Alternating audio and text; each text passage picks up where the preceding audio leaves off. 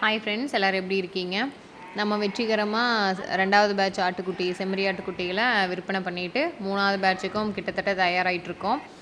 அதுக்கு முன்னாடி நீங்கள் எல்லோரும் ரொம்ப நாளாக கேட்டிருந்த வீடியோ, நம்ம செகண்ட் பேட்சில் வந்து வரவு செலவுகள் எவ்வளோ ஆச்சு, நம்ம லாபம் எவ்வளவு அப்படின்னு சொல்லிட்டு நிறையா பேர் கேட்டிருந்தீங்க. அதை நம்ம இந்த வீடியோவில் பார்க்கலாம் வாங்க. முதல்ல இவ்வளோ நாள் ஆனதுக்கு எல்லோரும் நம்ம மன்னிச்சுக்கோங்க. நான் வந்து கரெக்டான கணக்கு போட்டு கரெக்டாக சொல்லணும் அப்படின்னு நினச்சேன். அப்புறம் அதுவும் இல்லாமல் சூழ்நிலை காரணமாக என்னால் இவ்வளோ நாள் சொல்ல முடியல. இன்றைக்குமே பெரிய ஹரிபரி அவசரத்தில் தான் வந்து வீடியோ பண்ணிகிட்ருக்கேன். நம்ம அணில் குட்டியும் கருப்பராயனையும் விட்டுட்டோம் இல்லைங்களா, அவங்கள வந்து பராமரிப்பு ரொம்ப பயங்கரமாக இருக்குது. எனி டைம் ஏதாவது சாப்பாடு போட்டே இருக்காங்க. இப்போ கூட அணில் குட்டி பார்த்திங்கன்னா 36,800 கிராம் வந்துட்டார். இன்றைக்கி நிலவரம் பார்த்திங்கன்னா 36,800 கிராம் இருக்கிறாரு. அவர் 23 தான் இருக்கிறாருன்னு வைங்களேன். இப்போ நம்மளோட 2வது பேட்ச் குட்டிங்களுக்கு, செம்மறி ஆட்டு குட்டிங்களுக்கு எவ்வளோ செலவாச்சு, நம்மளுக்கு எவ்வளோ மிச்சமாச்சு, ஒரு குட்டிக்கு எவ்வளோ லாபம் கிடச்சிது அப்படின்னு சொல்லிட்டு பார்க்கலாம் வாங்க. இதில் பெருசாக எங்கேயுமே வந்து பொய் எதுவும் இல்லை. ஏதாவது ஒரு இடத்துல விலை மறந்ததில் ஒரு சில இடத்துல ஒரு 50 ரூபாயோ 100 ரூபாயோ எச்சாவும் இருக்கலாம், அல்லது கம்மியாக இருக்கலாம். மற்றபடிக்கு வந்து இது கரெக்டான விலையை மட்டும்தான் போட்டிருக்கேன், கரெக்டான செலவு மட்டும்தான் போட்டிருக்கேங்க.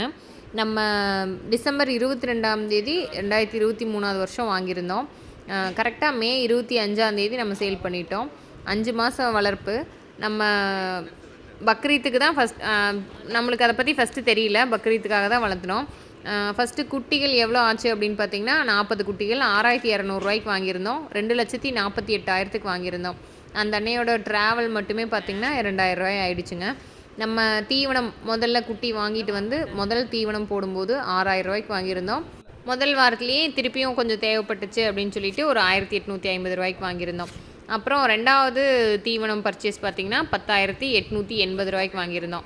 அதுக்கு அடுத்தது ஃபஸ்ட்டு வேக்சின் பார்த்திங்கன்னா ஈட்டி போட்டிருந்தோம். அதுக்கு நம்ம ஃபீஸோடையே சேர்த்து 700 ரூபா வந்துச்சுங்க. அடுத்தது தீவனம் 3வது டைம் வாங்கினது பார்த்திங்கன்னா 12,750 ரூபா. அதுக்கு அடுத்ததாக வேக்சின் பார்த்திங்கன்னா பிபிஆர், அதுக்கு வந்து 800 ரூபா ஆச்சுங்க. நம்மளோட ஃபீஸு மருத்துவ செலவோடு சேர்த்தி.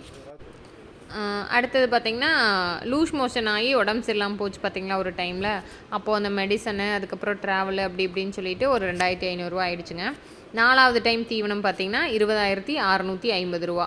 2 மூட்டை கோமாதா ஃபீட் எடுத்திருந்தோம், அது வந்து 2,900 ரூபா. மக்காச்சோளம் பார்த்திங்கன்னா 2 தடவை 1,500 ரூபா 3,000 ரூபா அப்படின்னு சொல்லிட்டு 2 தடவை எடுத்திருந்தோம். தவிடு பார்த்திங்கன்னா 950.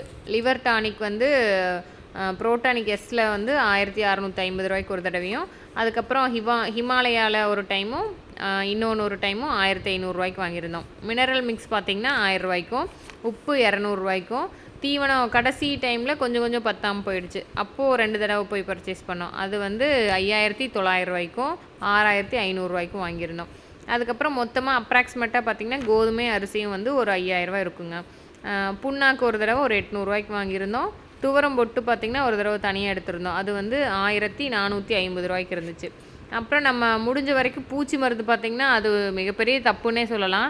பூச்சி மருந்து கவர்மெண்ட் பூச்சி மருந்து தான் கொடுத்துட்ருந்தோம். கடைசி தடவை மட்டும் 900 ரூபாய்க்கு கொடுத்துருந்தோம். இப்போது நம்ம இதர செலவுகள் எல்லாமே சேர்த்து பார்த்திங்கன்னா தீவன செலவு, மருத்துவ செலவு, அதாவது ட்ராவல் சார்ஜ், இந்த எல்லாமே சேர்த்து பார்த்திங்கன்னா 3,39,380 ரூபா ஆயிருக்குதுங்க. நம்ம வந்து 38 குட்டிகள் மட்டும்தான் கொடுத்துருந்தோம். கருப்பராயன் குட்டியையும் அணில் குட்டியும் தவிர்த்து 38 குட்டிகள். ஒரு குட்டிகள் 10,000 ரூபாய் வீதம் 3,80,000 ரூபாய்க்கு கொடுத்துருந்தோம். நம்ம செலவு பார்த்திங்கன்னா 3,39,380 ரூபா. இதை கழித்தோம் அப்படின்னா 40,620 ரூபா வருதுங்க. இதில் நம்ம அந்த 2 குட்டிக்கும் 10,000 ரூபா, ஏன்னா இது சிறுசும் பெருசுமாக இருக்கிறதுனால பிடிச்சிருந்தாலுமே 10,000 ரூபாய்க்கு தான் பிடிச்சிருப்பாங்க. அது ஒரு 20,000 ரூபா சேர்த்துனோம்னா 60,620 ரூபா வருதுங்க. இதில் 40 குட்டிக்கு நம்ம வகுத்தல் பண்ணோம்னா ஒரு குட்டிக்கு 1,515 ரூபா வருதுங்க. இதில் பார்த்திங்கன்னா ஒரு ட்ராவலுக்கு ஒரு 2,000 ரூபா சேர்த்திருப்பேன். அது பார்த்திங்கன்னா நம்ம ஆட்டுக்குட்டியை பார்க்க போன அன்றைக்கி பண்ண செலவு. அதை இதை கூட சேர்த்துனா வந்து 1,515 வருது. எதுவே சேர்த்துல அப்படின்னா இன்னொரு 25 ரூபா அந்த மாதிரி சேர்ந்து வரும். அப்போது 1,535 ரூபா அந்த மாதிரி வருங்க. நமக்கு இந்த 2வது பேட்ச்சில் பார்த்திங்கன்னா, ஒரு குட்டிக்கு 1500லேருந்து 1550 வரைக்கும் நம்ம ஏதாவது ஒரு சில கணக்குகள் விட்டுருக்கலாம். அதில் பார்த்திங்கன்னா, 1500லேருந்து 1550 வரை கிடச்சிருக்குது. நிஜமாலுமே இது கணக்கு போட வரைக்கும் நான் இவ்வளோ கிடைக்கும் எதிர்பார்க்கவே இல்ல. நீங்க எல்லாரும் எவ்வளோ வந்திருக்கோம், எவ்வளோ வந்து எனக்கு லாபம் கிடைச்சிருக்கும் அப்படின்னு எதிர்பார்த்துருந்தீங்கன்னா, அத கமெண்ட்ல சொல்லுங்க. அதுக்கப்புறம் நம்ம இவ்வளோ வரும் அப்படிங்கிறது வந்து நான் நிஜமாலுமே எதிர்பார்க்கல.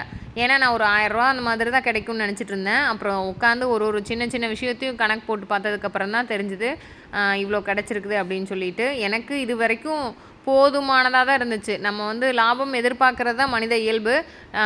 நஷ்டமாயிருமோ அப்படின்னு நினச்சிட்டு இருந்த இடத்துல ஒரு குட்டிக்கு ரூ. 1500 கிடைச்சிருக்கிறது அப்படிங்கிறது வந்து எனக்கு பெரிய விஷயம். இதையும் தாண்டி எனக்கு வந்து இந்த 2வது பேட்ச்சில் ஏகப்பட்ட அனுபவங்கள் கிடைச்சிருக்குது. என்னோட சேர்ந்து உங்களுக்கும் நிறைய பேர்த்துக்கு என்னோட அனுபவத்த குடுத்துருக்கிறேன். அடுத்த பேட்ச்சில் இந்த அனுபவத்தினால நல்லா கொண்டு வருவேன் அப்படின்னு நான் நம்புறேங்க.